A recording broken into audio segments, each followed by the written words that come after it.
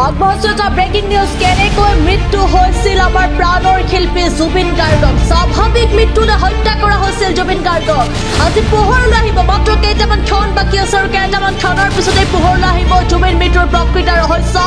আজি ষ্টেট কৰ্ণাৰ্ছ গোচৰটোৰ চূড়ান্ত শুনানি। কেনেকৈ আমাৰ মাজৰ পৰা নাইকিয়া হৈছিল জুবিন গাৰ্গ, আজি আদালতে দিব ৰায়।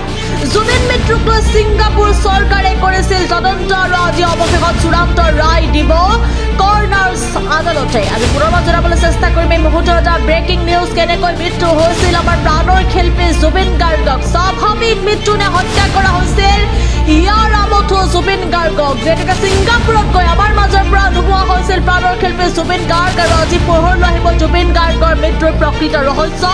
আজি ষ্টেট কৰ্ণাৰ্ছত গোচৰটো চূড়ান্ত শুনানি। কেনেকৈ আমাৰ মাজৰ পৰা নাইকিয়া হৈছিল জুবিন গাৰ্গ, আজি আদালতে দিব প্ৰকৃত ৰায়।